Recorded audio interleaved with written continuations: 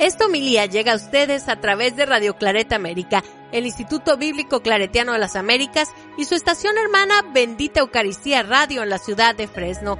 Presentan Poniendo el Evangelio en Práctica con el Padre Manuel Villalobos, un programa para aprender a amar a Dios sin miedo. Iniciamos. Muy buenos días, hermanos y hermanas que nos sintonizan a través de Radio Claret América y de su estación hermana de Bendita Eucaristía Radio. Reciban un cordial saludo. Mi nombre es Manuel Villalobos Mendoza, misionero claretiano, encargado de la pastoral bíblica claretiana. Y como cada domingo me encuentro con ustedes compartiendo la palabra de Dios con la finalidad de descubrir que Dios está en la pandemia, que Dios no nos abandona, que Dios está con nosotros.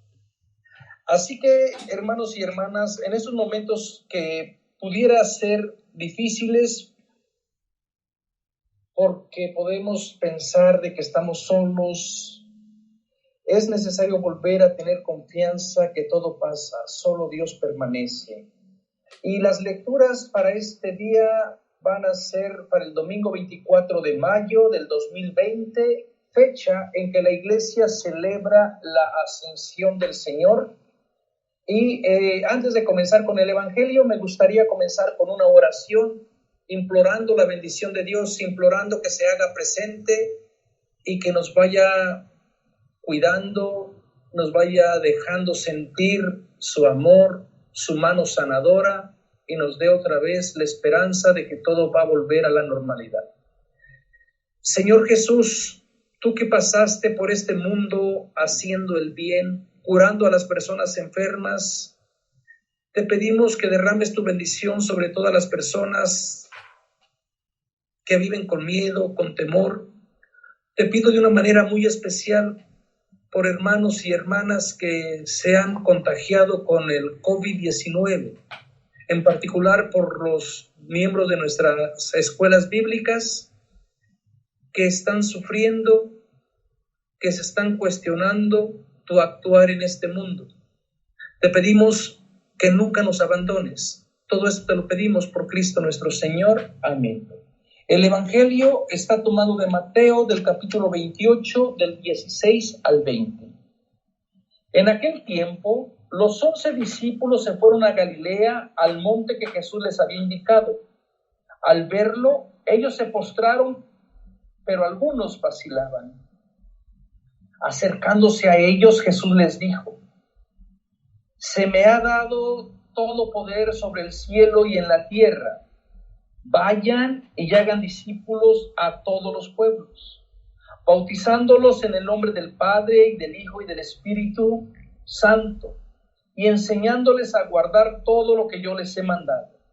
Y sepan que yo estaré con ustedes todos los días hasta el fin del mundo». Palabra de Dios.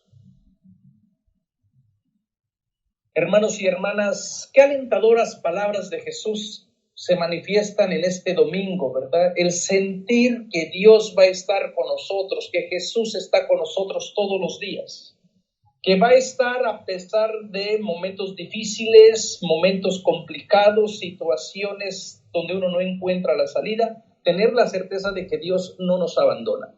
Y también qué oportuno comenzar hablando un poquito sobre la festividad que celebra hoy la Iglesia Universal, la idea de la ascensión de Jesús, la idea de que Jesús se va, y como que esta imagen, como que esta fiesta fue bastante, no complicada, pero por lo menos parece que hubo otras voces, hubo otros grupos de personas como que tuvieron que reformularse la idea de Jesús.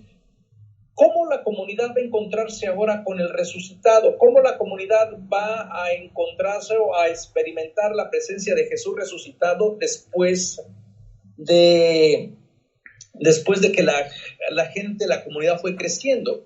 Y para unos parece ser que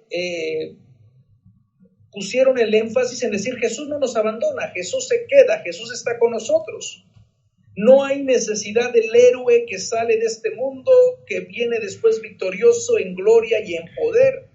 Para la comunidad de Marcos, por ejemplo, y también parece que para la comunidad de Mateo, celebraron optaron por celebrar la presencia de un Dios que no los abandona, de un Dios que se queda, de un Dios que prácticamente vive con la comunidad, vive en medio de la comunidad, como vamos a descubrir o a platicar o a conversar en este evangelio. Pero esta idea del Dios que está en la comunidad, del Dios que no deja huérfano a la comunidad, parece que no fue celebrada por todos los grupos cristianos, porque también hubo otras comunidades donde se manifiesta la teología del Dios o del guerrero, del héroe, que después de haber sido humillado, violentado y sacrificado, va a volver en gloria, va a volver otra vez con signos extraordinarios y va a ocupar el trono que se le había arrebatado. Esto era en la literatura griega, en la literatura pagana.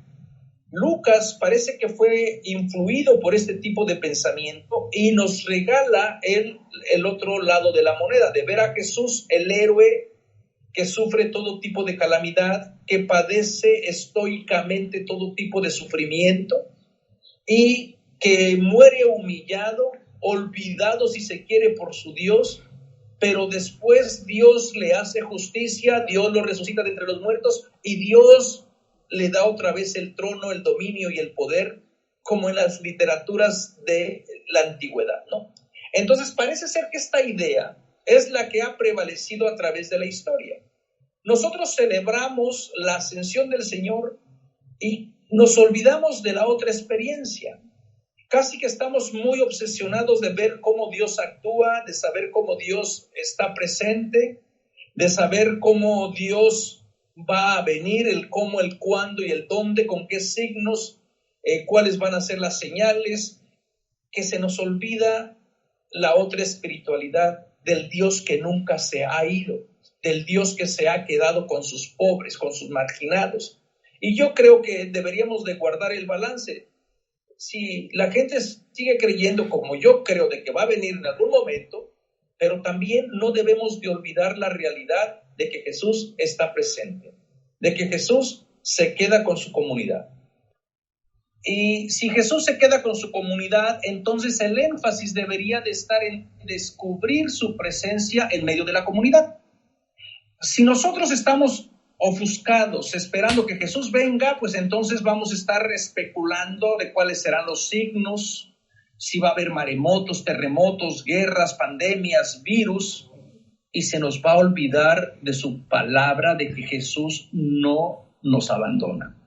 Entonces, esto es lo que vamos a tratar de reflexionar, celebrar la ascensión, no desde la ida de Jesús o desde la llegada de Jesús, sino más bien desde la experiencia de la comunidad que tiene y que es invitada a descubrirle aquí y ahora.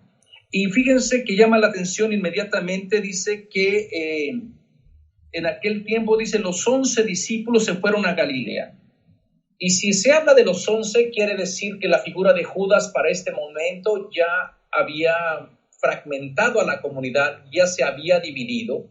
Y el personaje de Judas es bastante ambiguo, incluso para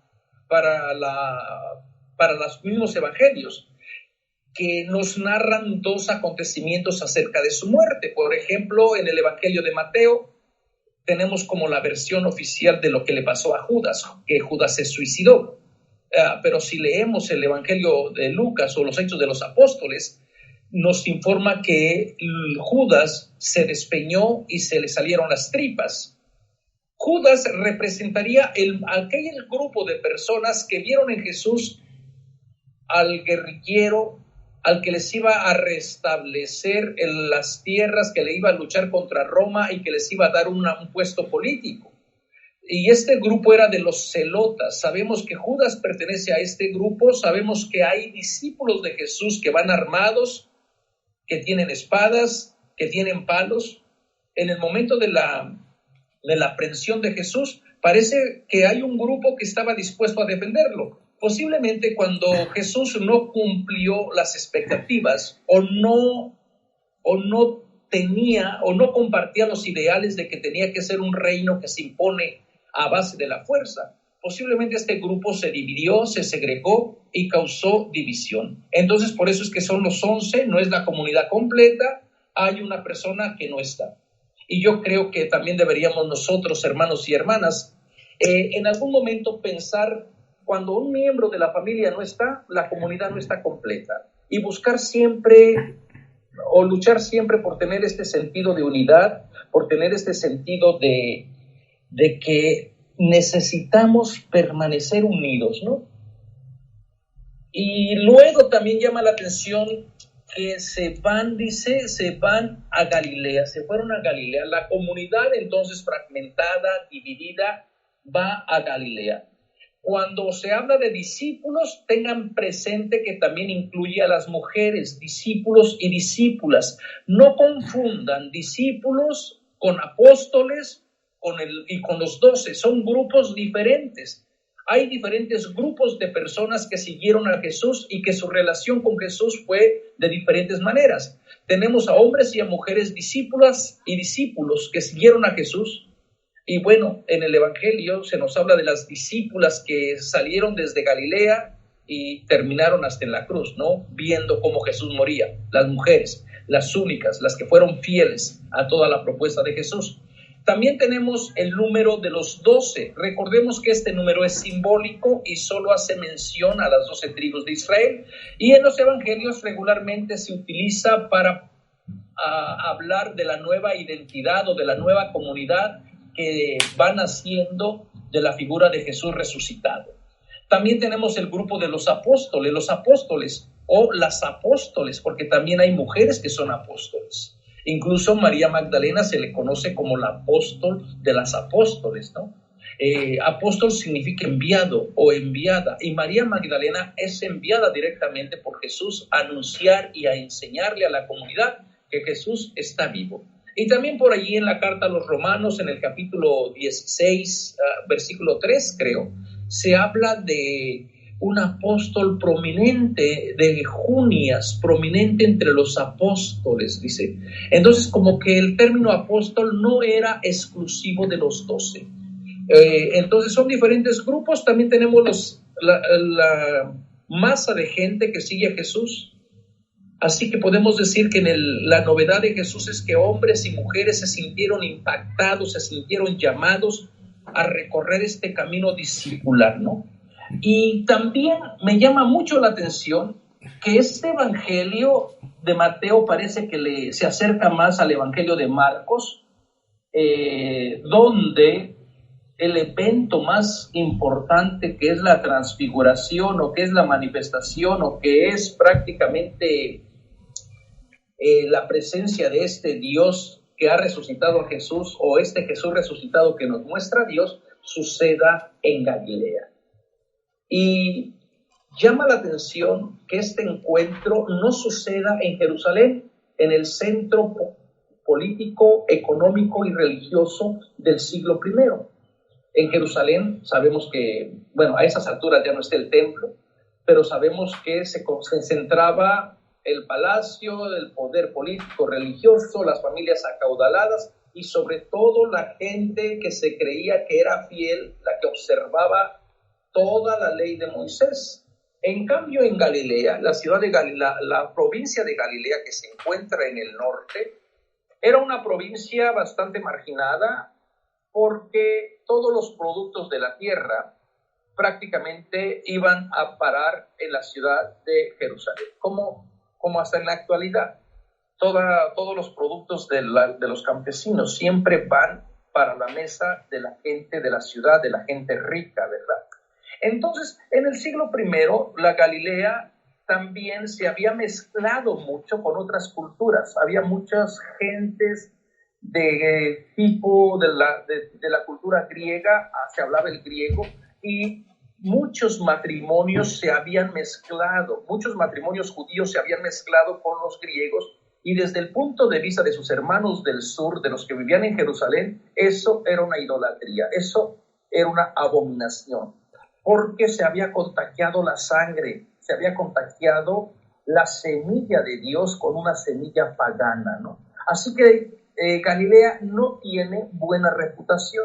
Galilea de los paganos, Galilea de los gentiles, porque también la gente al trabajar la tierra no es capaz de guardar todas las leyes y continuamente cae en impureza. Entonces Galilea en el siglo I no tiene buena reputación. Por ahí tenemos ese texto famoso allí de Juan que dice que de Nazaret no puede salir nada bueno. Nazaret está en la región de Galilea.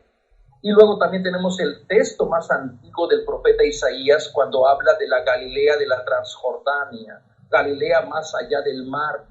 La gente que andaba en tinieblas, una luz le apareció.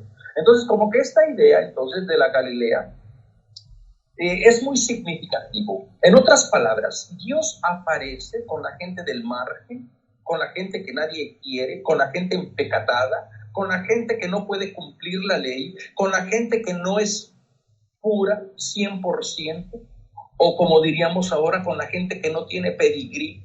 Como que Dios se identifica plenamente con esa gente del margen. Es ahí en Galilea donde Jesús se revela y comienza a anunciar el reinado de Dios. Jesús es afirmado como el Hijo amado de Dios en el bautismo. Es en el desierto donde Jesús sale con el Espíritu de Dios a proclamar esta noticia, a formar comunidad en Galilea. En Galilea llama a su primera comunidad, a sus primeros pescadores.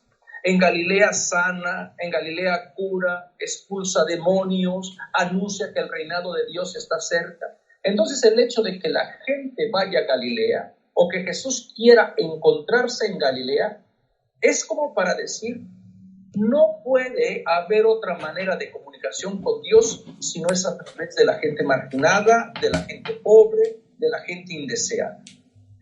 Quien camina los caminos de Galilea, créanme, hermanos y hermanas, que no se equivocan. Y a veces nuestra iglesia también tiene que ser una iglesia que se desplace a la periferia, que deje el centro, que deje la ostentación, que deje la arrogancia, que comience nuevamente donde está la gente que tiene hambre, donde está la gente que está enferma, donde está la gente que tiene miedo, y que comience desde Galilea, desde nuestras Galileas, desde nuestras periferias, comience a anunciarles que el reino de Dios está cerca, que el reino de Dios también es para esta gente que no se cree digna. Y yo les pregunto, hermanos y hermanas, ¿dónde estará su Galilea? Y donde quiera que esté su Galilea, tengan la certeza que ahí se van a encontrar con Jesús resucitado. Vayan a Galilea, que allá les verá. La gente se acercó a Galilea. Jesús es designio de Dios encontrarse en Galilea. Entonces podemos decir que es un mandato de Dios encontrarlo en la periferia con sus pobres, con sus marginados. Es un mandato de Dios que se identifica plenamente con todo este tipo de personas, ¿no? Entonces se va a Galilea y luego nos recuerda, nos da otra pista. La Galilea va acompañada del monte, al monte que Jesús les había dicho. Jesús había llamado a su comunidad, se subió al monte y llamó a los que él quiso, y desde el monte les dio poder para sanar, para expulsar demonios, para dar salud. Fíjense que esta es la misión de la comunidad de Jesús, dar salud, sanar, y en momentos como los que vivimos ahora, no se nos debe de olvidar que estamos destinados para ser sanos, para vivir de esta manera los signos del reino, no para la muerte, para la vida. Y también Mateo nos va a recordar prácticamente el personaje de Moisés. Recuerden que esta comunidad de Mateo viene del judaísmo y les está costando trabajo descubrir a Jesús como el Mesías. Entonces Mateo tiene que demostrar de que Jesús es o viene en la misma línea de Moisés. Si Moisés va al monte a recibir la ley, a formar al pueblo, Jesús también va a subir al monte, donde va a dar sus discursos. Piensen en el monte de la beatitud. Y comenzó a decir: bienaventurados los pobres, bienaventurados los que lloran, los que no tienen hambre, los que tienen hambre, los que tienen sed de justicia, los que no tienen tierra. Comienza nuevamente a hacer esta propuesta de decir: yo vengo aquí para dar vida, y todo en función al monte. Entonces esta idea del monte es del encuentro con Dios, pero también del encuentro de una comunidad que va a ser formada con otros valores, con los valores alternativos del reino, y dice que la comunidad que se acerca al monte se llenó de alegría al verlo y se postraron. Esto es una acción que se le da solamente a Dios. Quiere decir que la comunidad verdaderamente ya le está dando títulos divinos a Cristo Jesús, lo están reconociendo como Dios, pero no todos están en el mismo nivel del discipulado, no todos van en la misma línea. Hay gente que todavía está temblando, hay gente que vacila en su fe, hay gente que todavía le cuesta trabajo descubrir a Jesús como el enviado de Dios o como la presencia de Dios. Y dice que algunos vacilaban. Y yo creo, hermanos y hermanas, que también nosotros vacilamos en nuestra fe, cuestionamos el actuar de Dios. A lo mejor en algunos momentos nos hemos postrado ante Dios y es el momento oportuno ahorita de postrarnos con lágrimas en los ojos y pedirle a Dios que ya erradique, que abra la mente de los científicos para que se descubra una vacuna. Es tiempo de postrarnos y comenzar una relación más compasiva. Es tiempo de postrarnos a Dios con el corazón también en la mano y pedirle perdón por nuestra arrogancia, por la prepotencia, por ese orgullo, por ese odio, por ese fariseísmo que tenemos a veces en nuestros grupos de creernos superiores, de pensar que las otras personas no merecen a Dios, de sentirnos nosotros mejores que otra gente.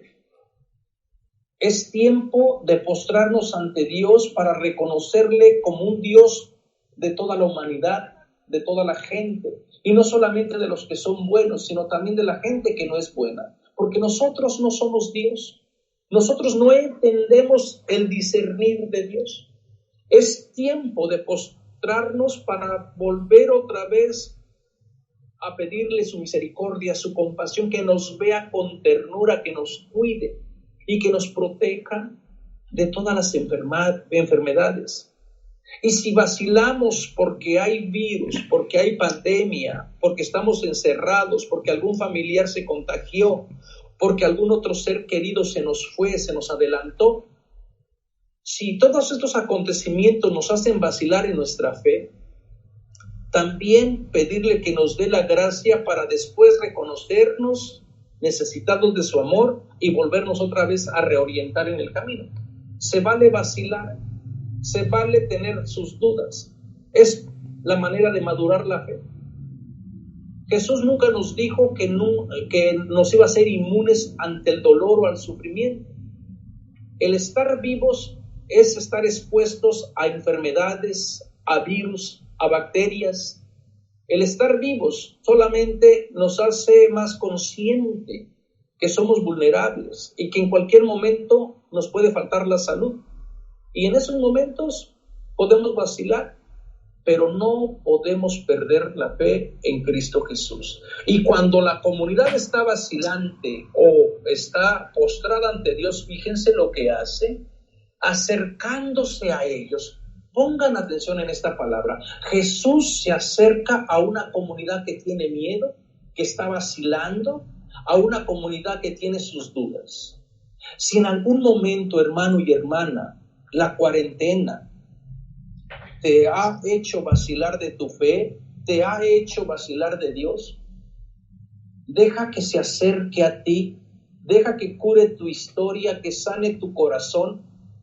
Deja que otra vez camine contigo, aprende otra vez a ser humilde y verás nuevamente que el hecho de que Jesús se acerque a ti no es porque uno lo merezca, no es porque uno hizo una cosa buena, es por la misericordia de Dios. Esto va muy en la línea con el texto de Jesús cuando llamó a los que Él quiso. Y ahora Jesús se acerca a los que Él quiere. Porque uno puede decir, ¿por qué se va a acercar al pecador? ¿Por qué se va a acercar a esa gente que no se lo merece? ¿Por qué se va a acercar a la gente que no tiene el sacramento? ¿Por qué se va a acercar a la gente que no piensa como yo, que no ama como yo? Porque Dios porque Jesús es Dios y Él se puede acercar a quien Dios quiera. Nosotros no podemos controlar a Dios, no podemos controlar el actuar de Dios. Tenemos que aprender a dejar a Dios ser Dios, para que entonces toda la comunidad experimente su amor. Entonces Jesús se acerca, aunque la comunidad no lo llame, aunque la comunidad no lo busque. Así es Jesús. También nosotros muchas veces nos hemos ido por otros caminos, nos hemos separado de su amor. Ni siquiera lo invocamos, ni siquiera nos pensamos que lo necesitamos. Pero de todas maneras, Dios se hace presente, Dios se acerca y Dios nos cuida. Entonces hay que celebrar este acercamiento, esta relación de intimidad para decir, Señor, qué grande eres tú. Gracias por caminar conmigo, gracias por acercarte a mí, gracias por buscarme a mí. O como diría el poeta del siglo de oro de la literatura española, ¿qué tienes? ¿Qué tengo yo, Señor, que mi amistad procuras verme? ¿Qué tengo yo de que Dios venga a verme? Desde el punto de vista humano, nada. Pero desde el punto de vista de Dios, cada persona es querida, es amada, y por eso no podemos estar o decidir cuál vida sí se salva y cuál vida se condena. Toda la vida delante de Dios es sagrada. Toda la persona tiene una dignidad que no la da ningún estatus migratorio, sino que es la bondad y la gracia de Dios, ¿verdad? Entonces se acercó y fíjense, una vez que se acerca, manifiesta su misión. Dice, se me ha dado todo poder en el cielo y la tierra.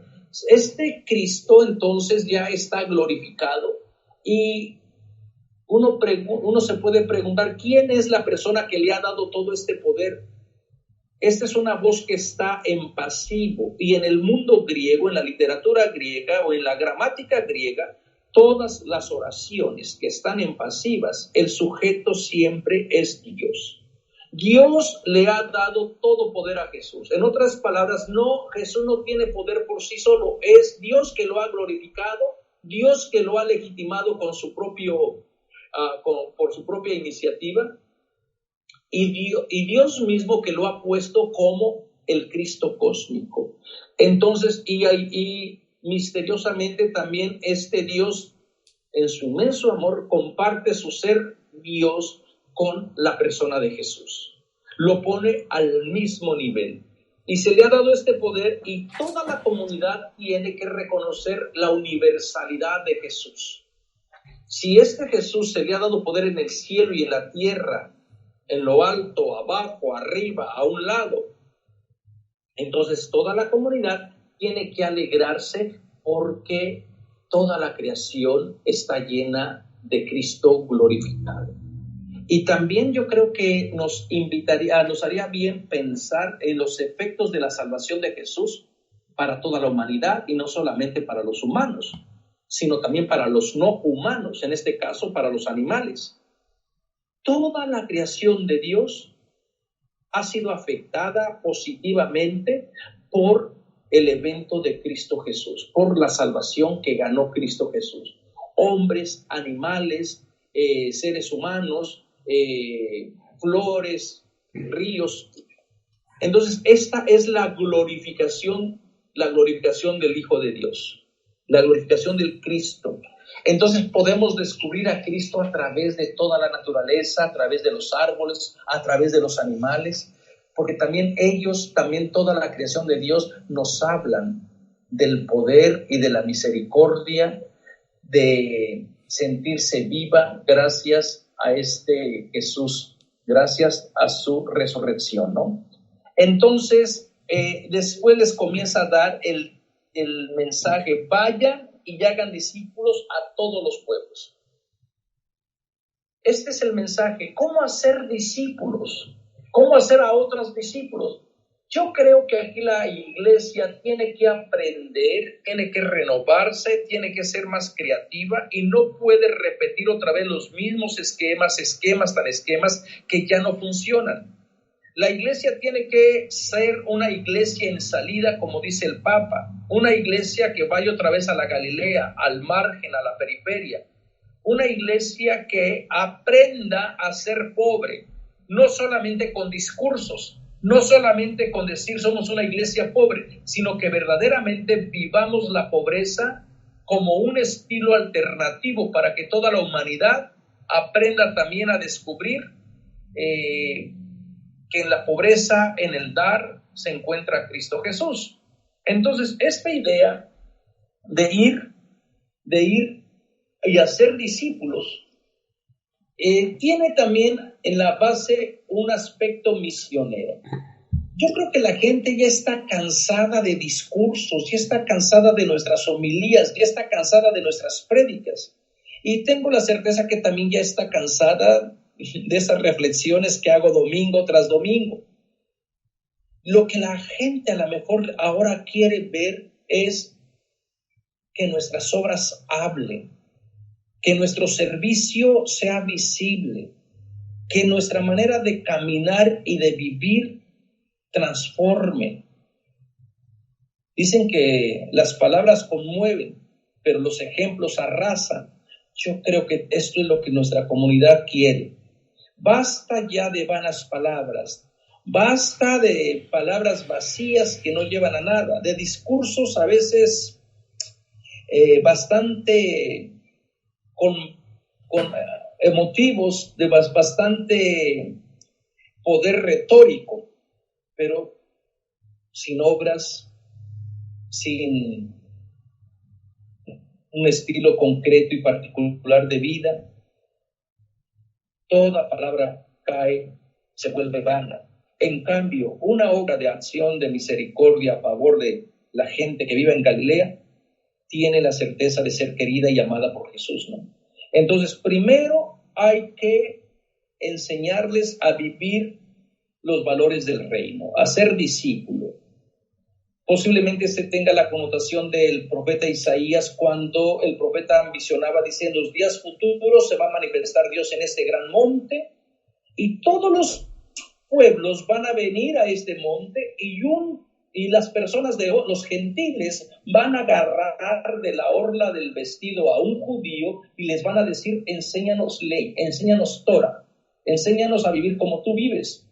Muy probablemente Mateo también tenga esta idea de que la comunidad, de que la salvación universal se comparte, pero se comparte por medio del servicio, de tal manera que cuando otra gente nos vea, diga, yo quiero ser como ellos, miren cómo se aman, yo quiero vivir como ellos viven, yo quiero verdaderamente ser parte de esa comunidad porque se respetan, se quieren, se valoran, y tienen a Dios como su pastor, tienen a Jesús como su guía.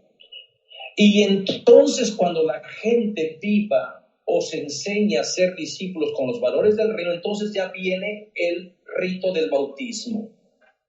No al revés. Primero se tiene que enseñar con el ejemplo, con la virtud, los valores del reino, y luego viene el bautismo. Nosotros regularmente hemos invertido las cosas. Primero bautizamos y a ver si Dios manda, a ver si nos da tiempo, nos vamos a ir educando en la fe.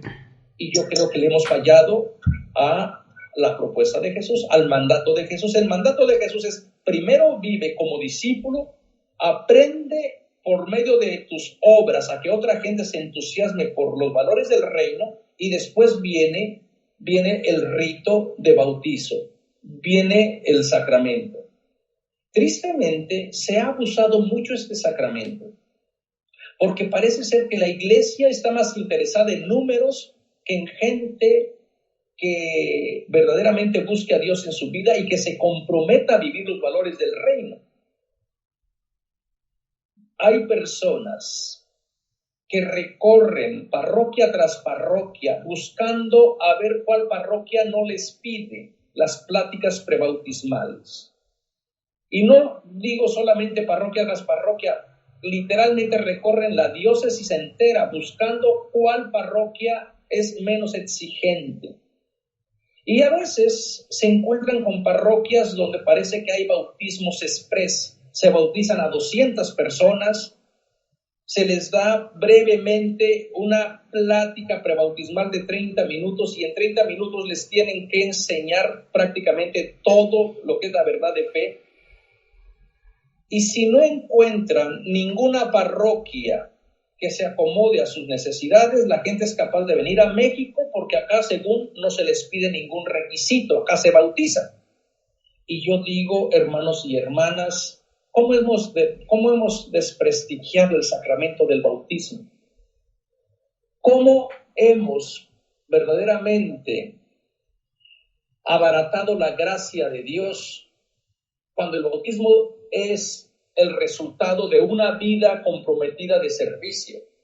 Esto es lo que la primera comunidad lo entendía. Primero, una vida de intimidad, de relación, y luego viene el bautismo. Pero ahora se hizo al revés, y las consecuencias pues son fatales, porque hay millones y millones de personas que nos decimos seguidores de Cristo, pero nuestras obras dicen otra cosa.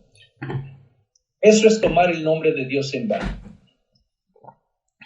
Dice Gandhi que un día le preguntaron que qué pensaba del cristianismo, y Gandhi, este pacificador de la India, dijo: admiro a Cristo, pero me avergüenzo de los cristianos. Y yo creo que tiene razón. Su crítica es verdadera, porque la gente parece ser que está más preocupada por ser bautizada sin vivir los valores del reino, sin vivir realmente lo que el bautismo significa. Así que este tiempo también sería una manera de decir cómo estoy viviendo mi bautismo. ¿Soy verdaderamente discípulo de Jesús? ¿He compartido mi fe con otra gente? Y entonces, una de las preguntas o uno de los requisitos o de los mandatos de Jesús una vez que hemos sido bautizados, dice: enséñenles a guardar todo lo que yo les he mandado. Entonces, el enseñar a otra gente que ha sido bautizada es enseñarles a vivir de acuerdo a lo que Cristo quiere, amar lo que Cristo ama, vivir con ciertos valores que van de acuerdo a la actitud de Cristo. Eso es lo que le debemos de enseñar a amar, a perdonar, a ser compasivos, a ser misericordiosos, a no juzgar, a no imponer leyes, a no imponer yugos que esclavicen, a no decir que una persona se va a condenar, a no decir que la persona no se merece acercarse a comulgar. Eso no lo debemos decir porque eso no nos encargó Jesús. Jesús nos enseñó y nos dijo que solamente aquello que dé vida. Enseñar el mandamiento del amor, el mandamiento de la compasión. Eso es lo que debemos de transmitirle a otra generación. Eso es transmitir nuestra fe. No se vale transmitir ideas erróneas de Dios. El Dios que castiga, el Dios que aniquila, el Dios que destruye, el Dios del miedo, el Dios del terror. Esas ideas deben de morir, porque eso no va con el Evangelio. Esas no son las buenas noticias de Jesús. Y finalmente termina el Evangelio y sepan que yo estaré con ustedes todos los días hasta el final del mundo. Mateo termina su Evangelio como lo comenzó. Al principio, en la infancia narrativa, nos dijo que el hijo de he aquí que la Virgen está encinta, concebirá y dará a luz a un hijo y le pondrán el nombre de Manuel, que quiere decir Dios con nosotros. Comenzó el Evangelio diciendo Dios con nosotros. A la mitad del Evangelio, Jesús dice que donde 2 o 3 personas se reúnan en su nombre, Él está en medio de ellos, de esa comunidad. Y ahora, al final del Evangelio, la certeza es de que Jesús está con ellos todos los días hasta el fin del mundo. Mateo, entonces, como que de una manera bastante profunda, simple y a la vez profunda, como les decía, ha querido transmitir la idea de que esta comunidad no está sola. Dios al principio, Dios en medio de mi vida y Dios al final de mi vida. Ahora, el hecho de que Dios esté desde el principio conmigo o con la comunidad o con la iglesia y que Dios esté conmigo a la mitad de mi vida o a la mitad de la vida de la iglesia y al final de la iglesia o al final de mi vida, no significa que me va a ser inmune al dolor, al sufrimiento, a la angustia o a que mi fe se debilite. Lo que yo puedo dudar, yo puedo tener mis preguntas, yo puedo decir dónde está Dios. Lo que no podemos perder de vista es que Dios está siempre conmigo. Aunque yo no lo quiera, Dios está siempre conmigo. Esta pandemia va a pasar, este virus va a ser erradicado, como les decía al principio. Volveremos a lo mejor a la normalidad con otras circunstancias, con otras características. Solo Dios permanece. Y Dios permanece y Dios no se cambia, diría Santa Teresa, ¿verdad? Entonces, hermanos y hermanas, tenemos que celebrar que Dios está conmigo. Dios está en mi pandemia, Dios está en mis miedos, Dios está con las personas que están enfermas, Dios está sufriendo, Dios se ha solidarizado en el dolor y desde el dolor nos vuelve a invitar a decir, ánimo, no temas, yo estoy contigo, yo estoy aquí como el que sirve, como el que se enferma, para enseñarte realmente el valor de tener confianza en Cristo Jesús. Así que con estas palabras, hermanos y hermanas, me gustaría despedirme de ustedes y no se olviden que esta homilía ha llegado a ustedes por el gentil patrocinio de la Pastoral Bíblica Claretiana de los Estados Unidos y Canadá. Si ustedes quieren saber más de la Biblia, les invito a visitar nuestra página de www.ibicla.org o visitarnos en nuestro canal de YouTube. Nada más escriban Escuela Bíblica Claretiana y ahí van a encontrar muchísimos videos, cursos completos acerca de la Biblia, que tienen una misión muy particular, muy específica. Que la gente ame a Dios, que la gente vuelva a experimentar al Dios compasivo, al Dios que quiere a todo mundo. Así que, hermanos y hermanas, si alguna palabrita te quedó de esta reflexión, que sea esta: Dios está conmigo. Y si Dios está conmigo, ni el virus, ni esta pandemia, ni el temor van a poder robarme esta experiencia de sentir a Cristo cerca de mí. Nos vemos hasta la próxima semana. Que Dios les bendiga. Cuídense mucho y aquí estaremos acompañándonos mientras esta pandemia pase. Los invitamos a escuchar más programas de crecimiento espiritual y emocional en radioclaretaamerica.com y a seguir en YouTube a la Escuela Bíblica Claretiana de las Américas. Visite ibicla.org.